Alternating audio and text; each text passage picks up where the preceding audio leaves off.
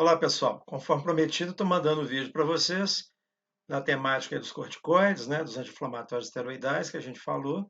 Ele está subindo para o YouTube, vai ficar disponível lá, mas eu vou colocar os slides também para vocês aí no sistema, no portal, ok?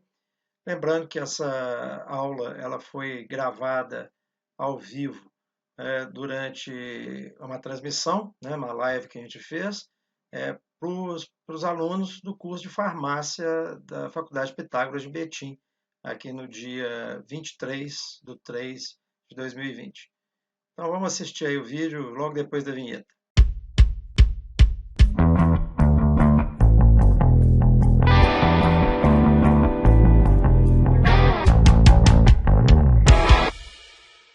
Beleza? Vamos começar então? Podemos? Então vamos lá. Olha só, a gente falou aí já, né, sobre o processo inflamatório. Agora, eu queria falar, né, e até dei uma pincelada sobre a questão dos AINES. Nós vamos aprofundar os AINES na próxima aula. Nessa aula hoje, nós vamos falar de anti-inflamatórios esteroidais. O que são os esteroidais? São aqueles que imitam uma substância que já existe dentro do nosso organismo e que faz justamente isso, né? Que faz essa efeito regulatório, inclusive em cima do processo inflamatório, inclusive em cima do sistema imune como um todo. Então, são substâncias endógenas que fazem esse papel. Ok? Então, corticoides, né, são anti-inflamatórios esteroidais, ou esteroides. Né? Bom, um pequeno histórico e um breve histórico. Esses anti-inflamatórios, né, eles foram pela primeira vez descritos, né? Na verdade, a primeira coisa a ser descrita foi a glândula, né? Essa glândula aqui que está sobre os rins, ela recebe o nome, então, de adrenal ou suprarrenal, que dá na mesma coisa, né? Adrenal, né? É um prefixo grego e que significa, então, ad acima, renal, né? Em cima do rim, né? E tem também a não, ao contrário, o adrenal é latino. A epinefrina, que é grego, então ep é alto, né, no alto, nefrin é do néfron, né? Então são os dois termos aí que são usados, né? Inclusive substâncias que são retiradas daqui, né? A epinefrina ou adrenalina, que é a mesma coisa. Epinefrina é porque vem de cima do rim. A adrenalina, mesma coisa. São dois nomes para a mesma substância. Tá? E o pessoal de enfermagem costuma confundir demais isso. Né? Muito bem. Então, a primeira vez que descreveram, né, anatomicamente essa glândula foi o Bartolomeu Eustáquio em 1563. Em 1855, muito tempo depois, né, Thomas Addison ele descreveu uma síndrome decorrente da destruição dessa suprarrenal.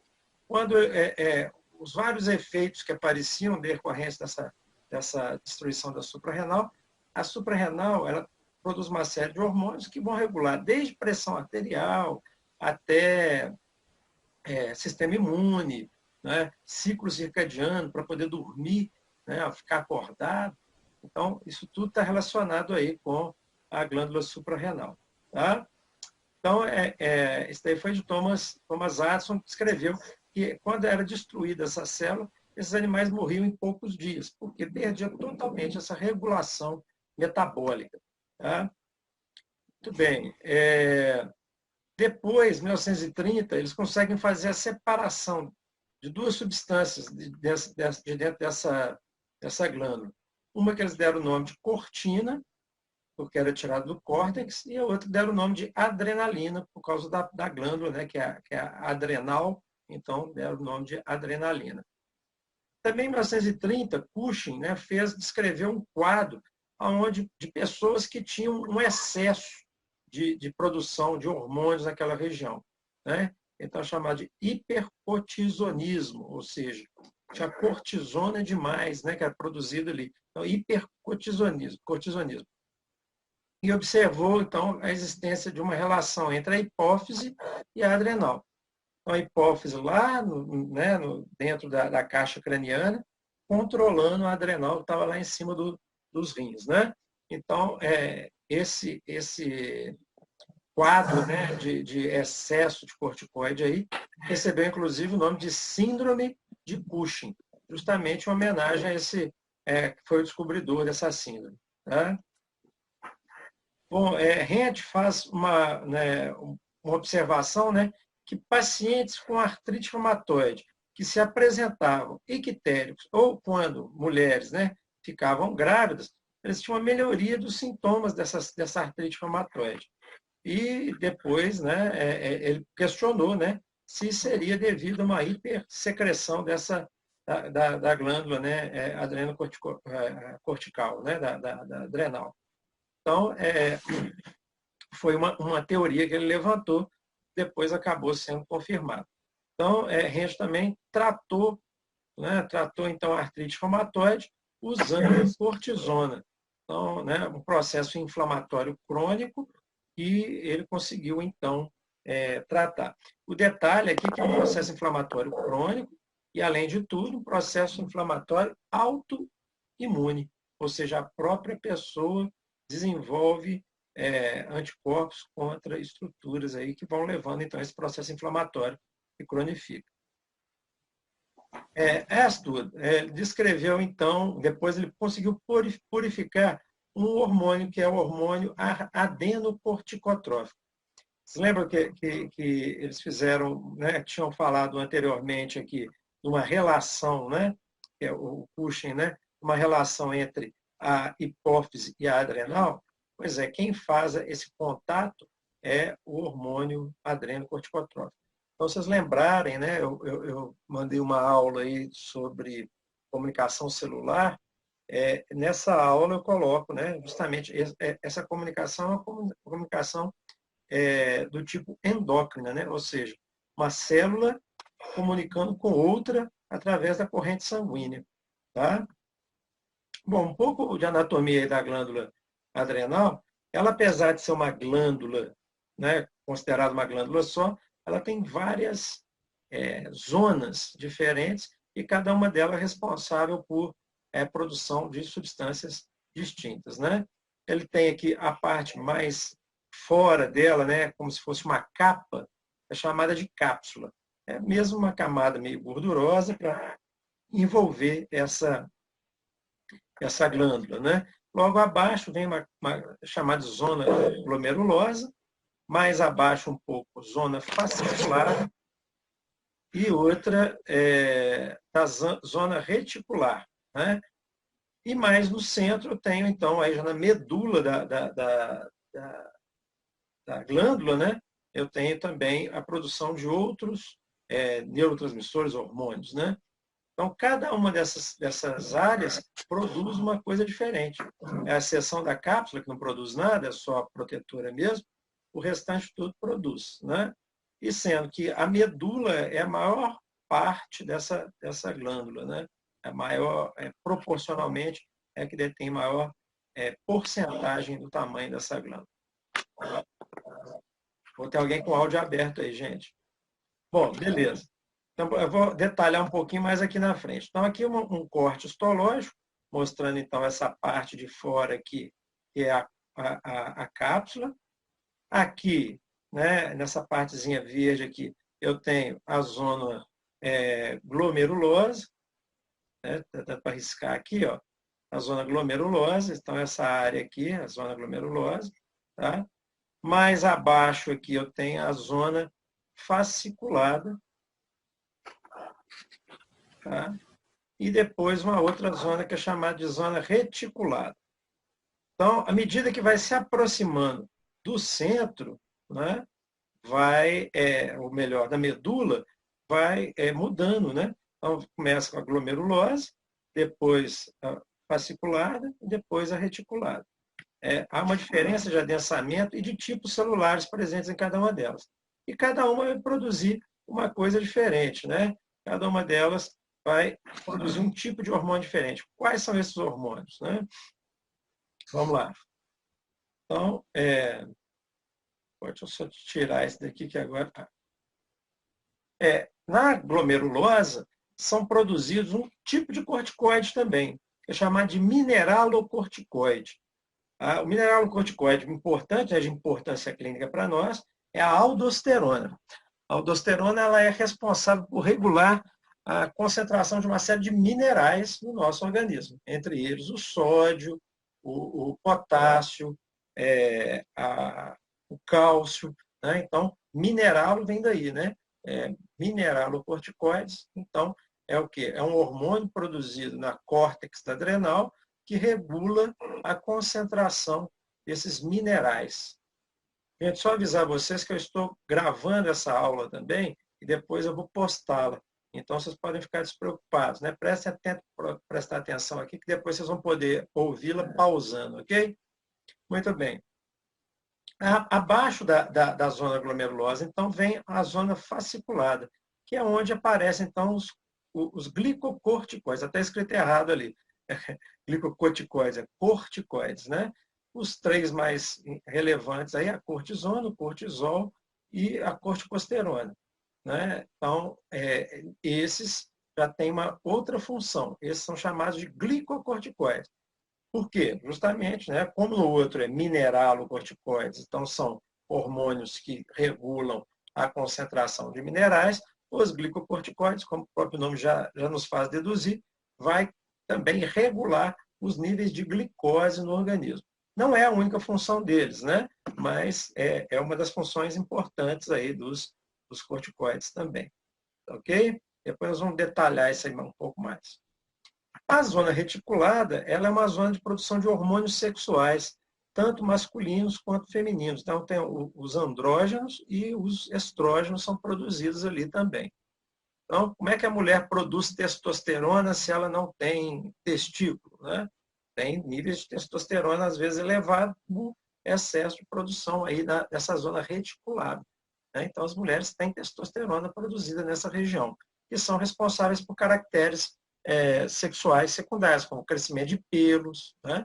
Algumas gostariam de acabar com isso, né? Vivem arrancando aí, mas tem, né?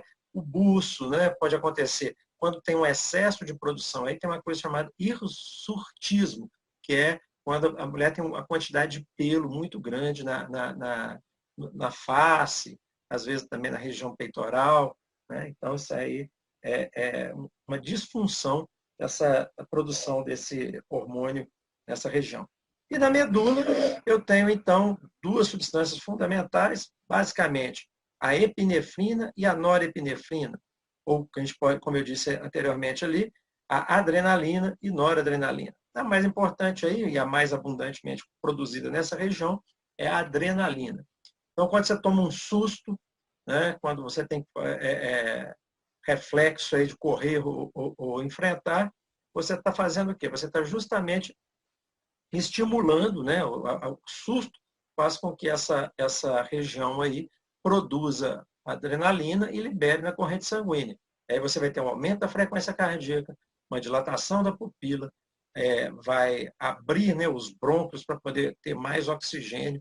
Então você fica todo pronto aí para poder correr ou para poder enfrentar ali, ou brigar, se for o caso. Certo? Então, vejam que uma glândula que está ali, né, perdida em cima do rim ali, a quantidade de coisas importantes que ela faz. Né? Muito bem. Mas os hormônios corticoides, né, eles basicamente todos são derivados do colesterol. Então, quando a gente fala aí, às vezes, né, de colesterol, o pessoal já pensa em colesterol como uma coisa ruim. Né? Um colesterol como o causador de problemas de coração, de infarto, não sei o que mais e tal. Né? Então, no popular, quando você fala de colesterol, o pessoal diz, nossa, eu tenho colesterol. Eu ouço isso muito na farmácia. Ah, eu tenho colesterol. Graças a Deus, todo mundo tem colesterol. Né? Então, não pode ter ele em excesso na corrente sanguínea. Mas o colesterol ele é fundamental. Né?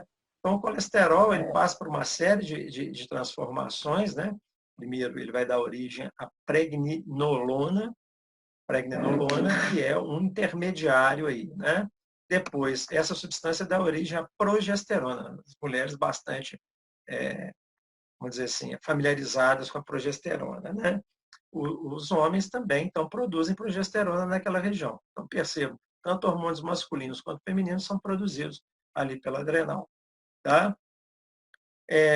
Essa progesterona eu posso dar origem direto, né, ali aos glicocorticoides, aqueles que a gente viu lá que estão na região mais central ali da parte da córtex, né, da adrenal. Eu posso dar origem aos corticosteroides, mineralocorticoides, dentre eles, né, o mais importante é a aldosterona que nós falamos, e posso dar origem à testosterona, que é o hormônio masculino, e depois esse ser convertido ao estradiol, também um hormônio feminino. Né? Então, percebam bem a importância do colesterol nesse processo, e como que a gente caminha, que são os diversos níveis. Obviamente que todas essas conversões são feitas por enzimas. Para a gente ter uma ideia aí da biossíntese, né? da colesterol, melhor dizendo, dos hormônios esteroides aí na suprarrenal. Eu tenho aí, né, mostrando aqui o colesterol, né? Só para rabiscar aqui um pouquinho. Colesterol, não ficou legal, não.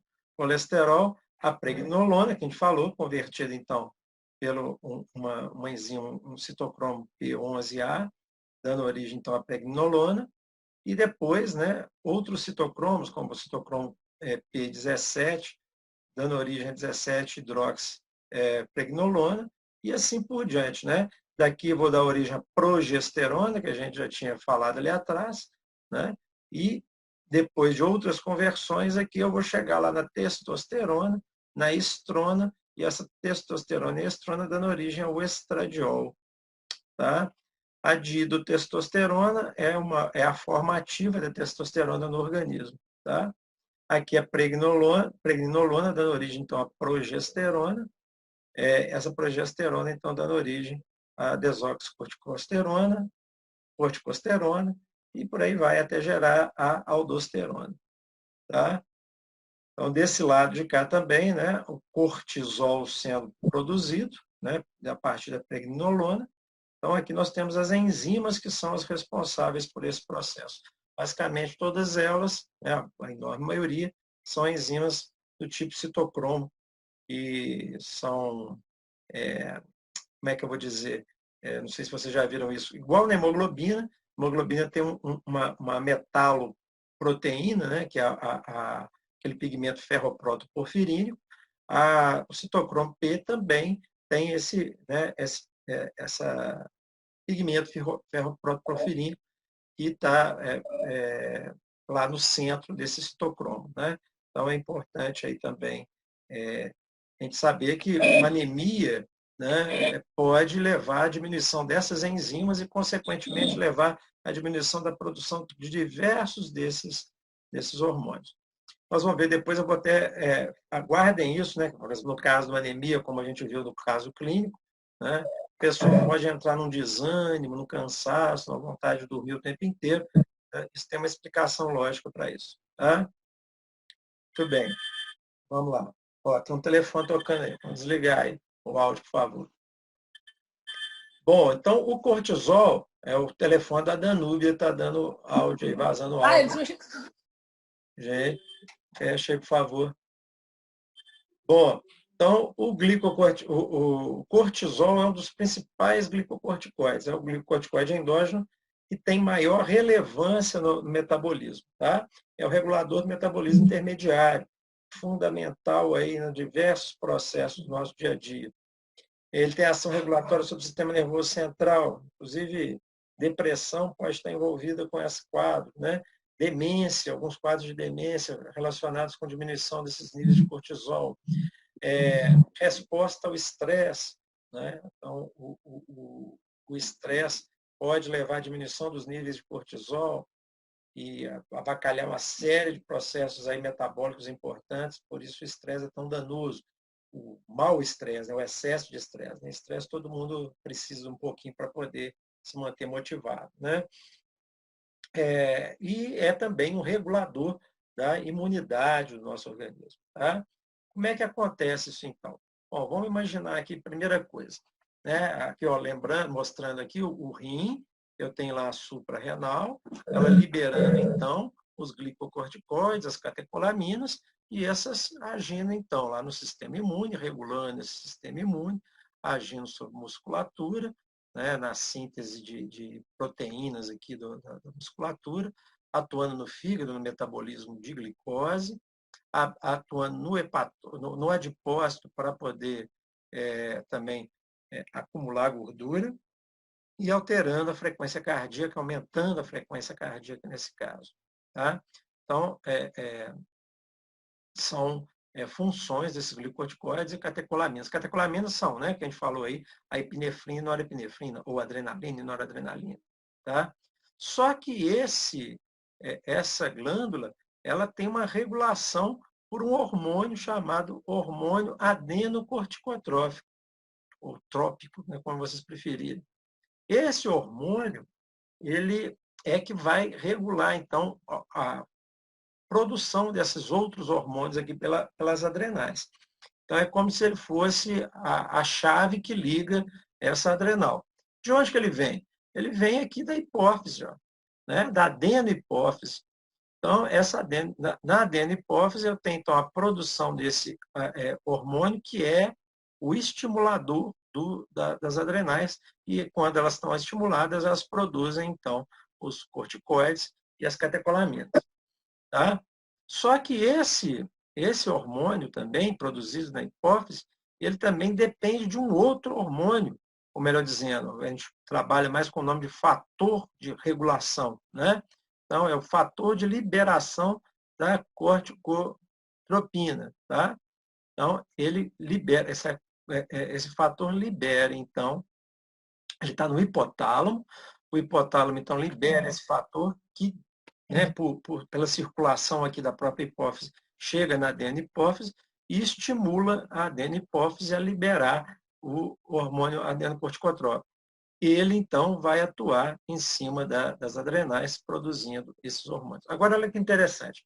Quando eu tenho um excesso de produção, né, os níveis já estão satisfatórios de glicocorticoides, né, eu tenho esses níveis plasmáticos altos fazem o quê? Né?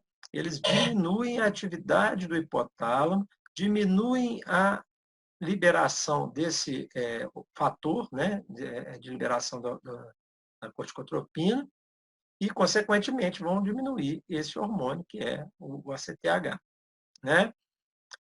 Bom, enquanto o estresse, o ritmo circadiano estimula o hipotálamo, né, a estimular a hipófise para produzir esse hormônio, para estimular a adrenal, para produzir o glicocorticoide, né, as coisas vão acontecendo dessa forma. Se tem nível em excesso, né, ou eu já não quero mais produzir essa quantidade de glicocorticoide e catecolamina, ocorre o que a gente chama aqui de feedback negativo. Vou mostrar para vocês aqui num outro slide.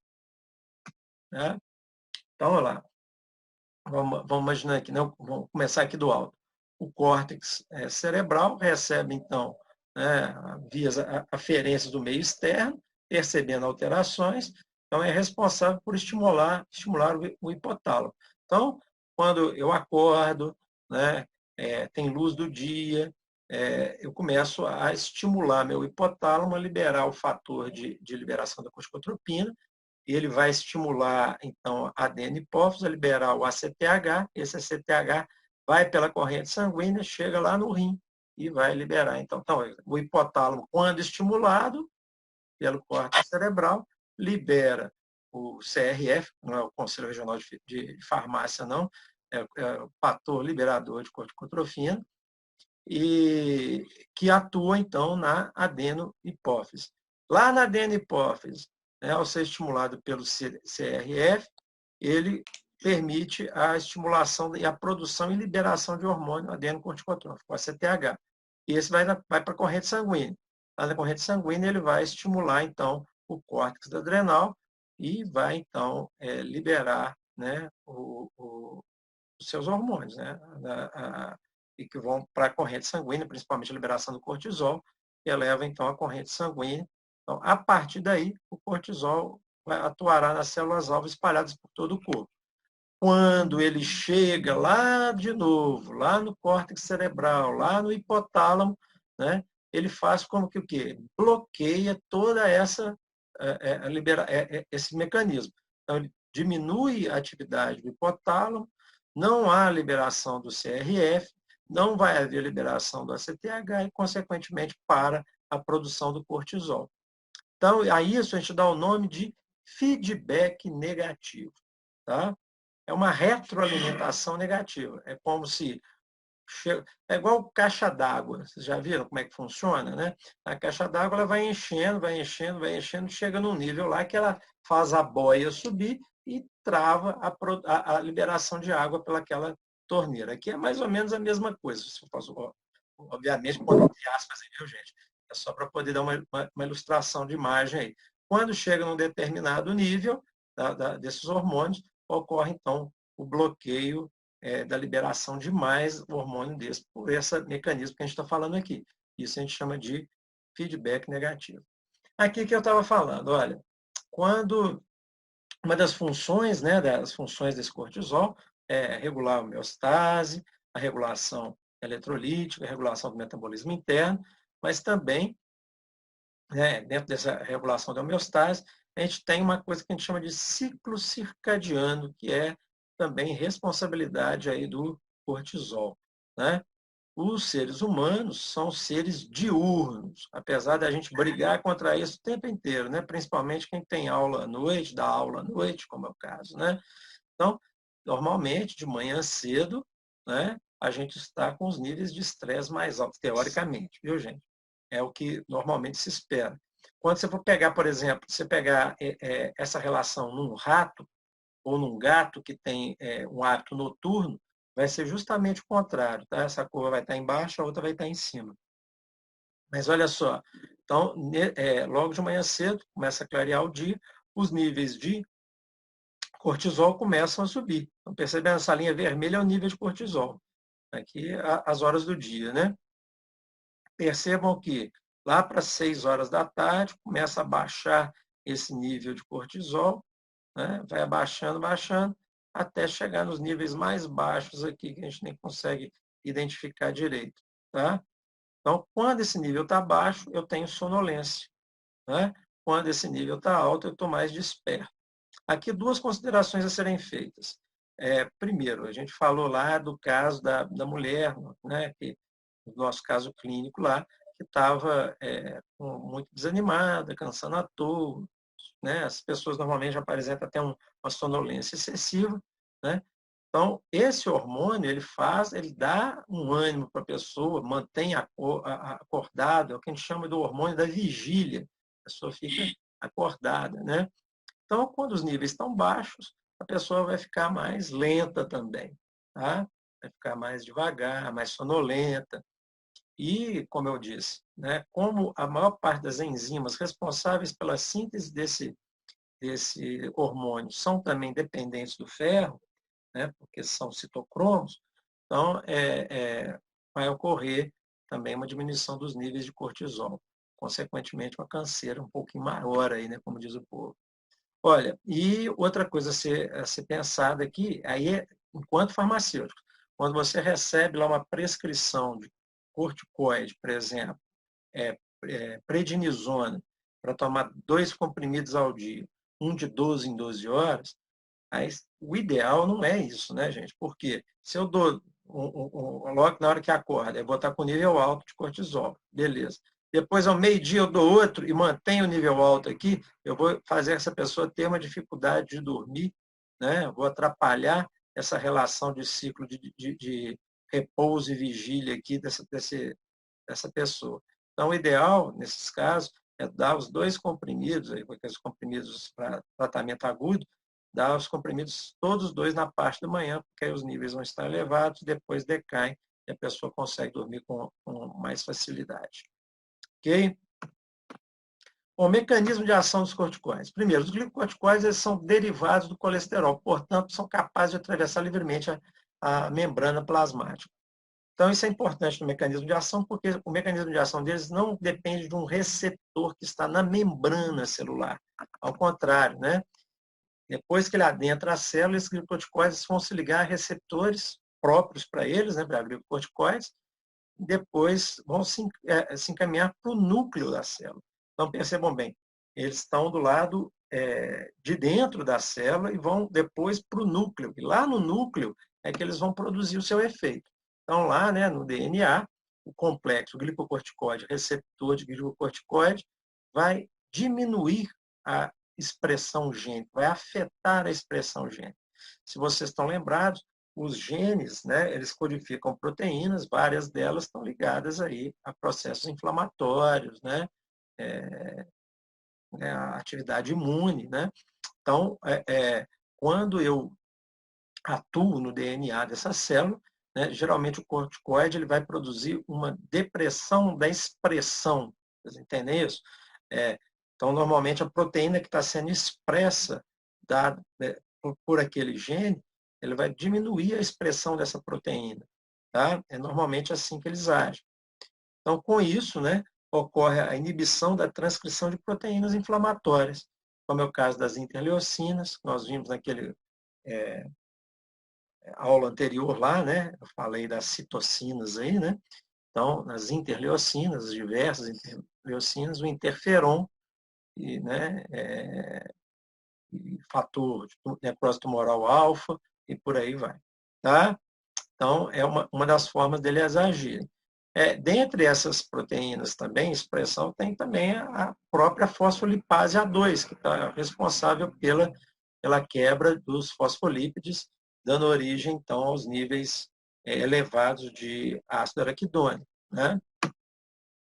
Além disso, eles são capazes também de inibir a produção da bradicinina, que é um outro mediador da inflamação, tromboxana 2, que a gente viu lá que é produto da ciclooxigenase 1, né? E das prostaglandinas. Quais são os efeitos desses glicocorticoides? Bom, primeiro, nas células inflamatórias. Então, os glicocorticoides, o que eles fazem? Eles interagem com o receptor que expressa essas citocinas pró-inflamatórias. Né? Esse receptor, né, é o chamado NF-κB, né, promovendo a perda de função destes, né, desestimulando os mediadores inflamatórios, ou seja, atua diminuindo a produção dos mediadores inflamatórios. Foi justamente isso que nós descrevemos aqui, né? As interleucinas, por aí vai. Interferon. Muito bem. Outra coisa, diminui, né, o número de linfócitos B e T, né, de monócitos e eosinófilos, que são células presentes, né, no processo inflamatório e no sistema imune. Células T, né, então, são altamente influenciadas aí pelos níveis de corticoide. Aumenta a apoptose de células linfóides, né? Então, as células dos linfonodos, ou seja, né, as células, os linfócitos, né, também, então aí eles vão ter a apoptose aumentada, ou seja, eles vão morrer mais rápido, eles vão ser reciclados mais rápido aí. Então, com isso, os níveis vão diminuir. Além de diminuir a expressão, diminui, né, os níveis aí do linfócito T por aumento da apoptose. Diminui também a liberação de histamina. Vocês lembram? Histamina é fundamental no início do processo inflamatório. Então, por exemplo, num quadro de... A pessoa chega num pronto-socorro com choque anafilático, né? Se injeta, em primeiro lugar, lá uma hidrocortisona, justamente para diminuir essa liberação de histamina. Por quê? Porque está envolvida com a degranulação do mastócito. Quando essas células estão sob a ação dos corticoides, eles diminuem a quebra, né, a degranulação, estabiliza a membrana do mastócito e diminui, então, a liberação de histamina. E aí todo aquele processo inflamatório inicial vai ser diminuído. Quarto, né, diminui aí a ação de células apresentadoras de antígeno também. Então, ou seja, ela também diminui a eficácia dos linfócitos lá, porque se a célula não está se os linfócitos não estão sendo apresentados aos antígenos, eles também não vão responder a isso. Né? Então, o que acontece com o sistema imune? eu vou ter uma diminuição fantástica aí do sistema imune. Então, quando eu tenho, uma das indicações que nós vamos ver lá na frente dos corticoides é justamente doenças autoimunes, quando o meu sistema imune está desregulado, está para mais, está agindo contra mim mesmo. Então, nesse caso, eu uso corticoides, às vezes, para poder diminuir a atividade desse sistema. Tá? No metabolismo intermediário, então, metabolismo de carboidratos e proteínas. Então, ele diminui a captura e a utilização da glicose. Então, a glicose não entra, como diz o povo, né? Não entra para dentro, né? Não vai para dentro da célula. Né? Então, a utilização dela também fica diminuída. Então, o metabolismo da glicose fica diminuído. Eu aumento a proteólise, ou seja, a quebra de proteína.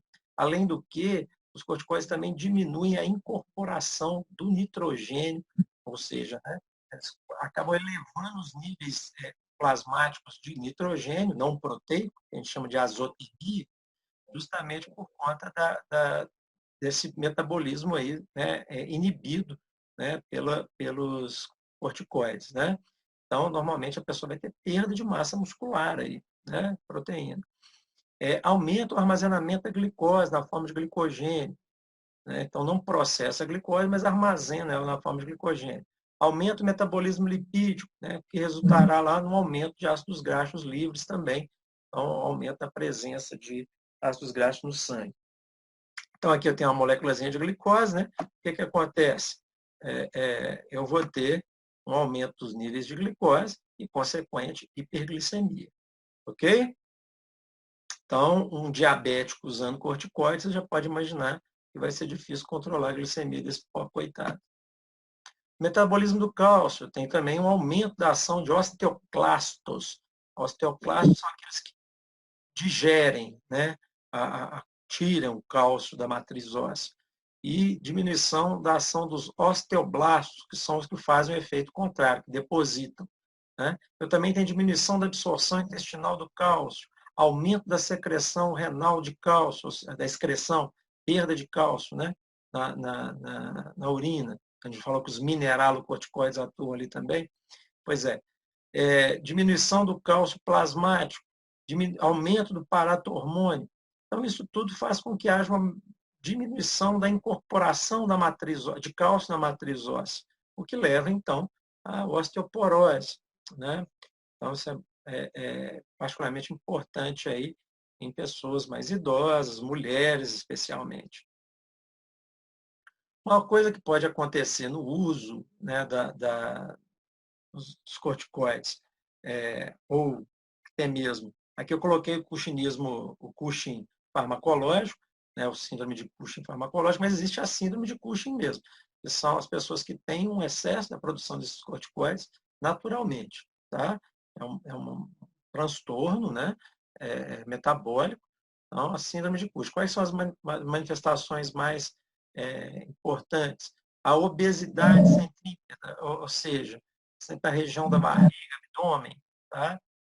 As faces de lua cheia, arredondada, cara redonda, a pletora facial, que a cara fica vermelha, principalmente na região das bochechas, a pele atrófica, que é a pele delgada, fininha, tá? Então, diminuição da musculatura, perda da diminuição da musculatura que mantém até a estrutura dessa pele. Depressão, como eu disse, depressão e nervosismo na ação do sistema nervoso central, né? Osteoporose e fratura, irregularidade menstrual, hipertensão arterial por causa da retenção de sódio e água, o hirsutismo, tem umas palavras difíceis de falar, né?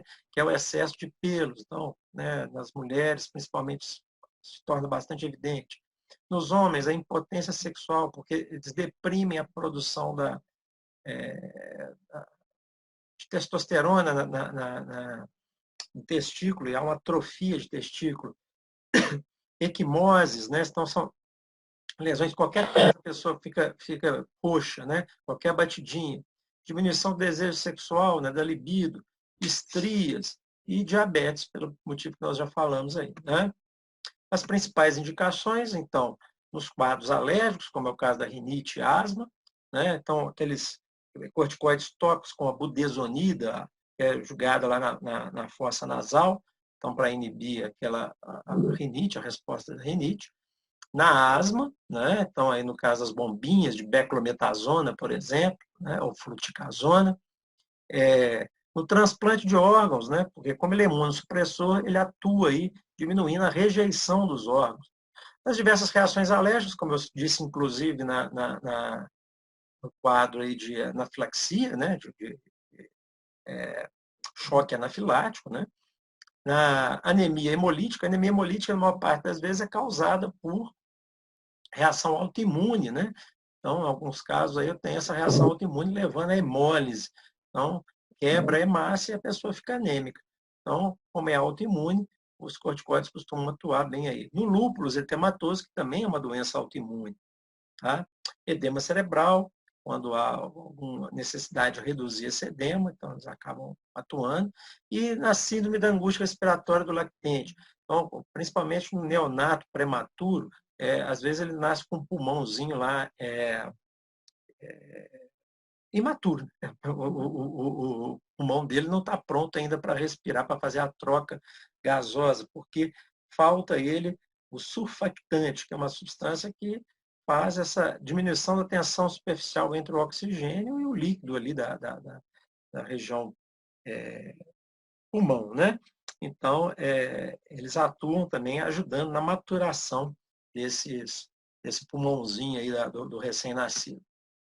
Aqui os principais fármacos do mercado e vendo as potências relativas entre eles. Tá? Então, a hidrocortisona é considerado fármaco protótipo, então os efeitos dele são considerados 1, e os outros são comparados com ele. Então, vocês vejam, por exemplo, que em relação à hidrocortisona, a betametasona, que é usada aí também no tratamento de asma, é 30 vezes mais potente, assim como a dexametasona. A fluocortisona, 15 vezes. A cortisona é menos potente um pouco.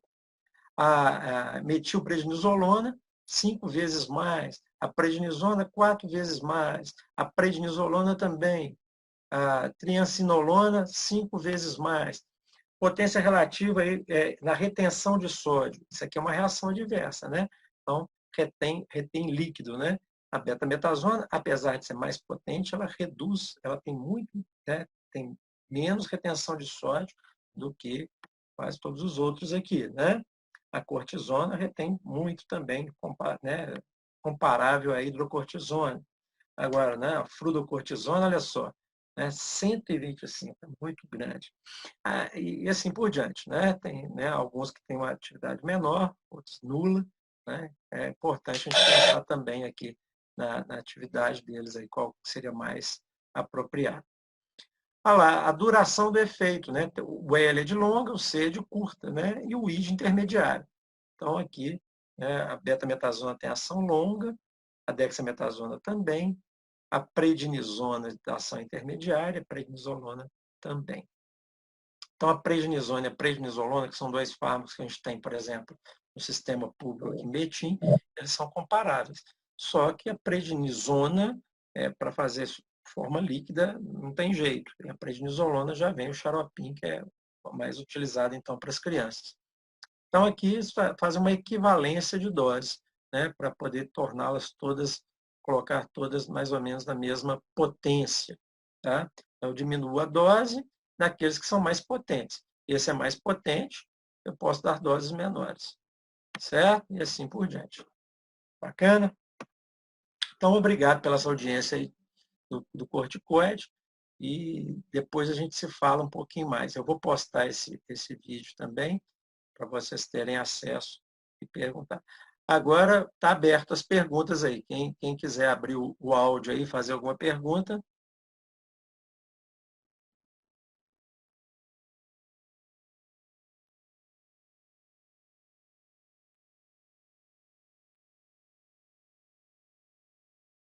Viu, gente? Quem tiver alguma dúvida.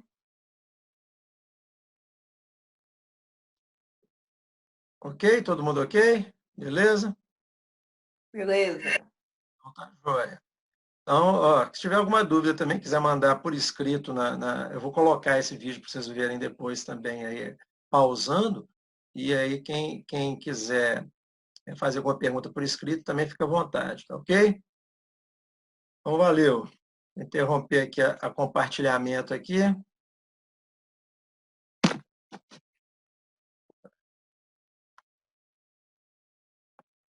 Muito bem. Obrigado, então, pessoal. Vamos encerrar a nossa aula por hoje aqui.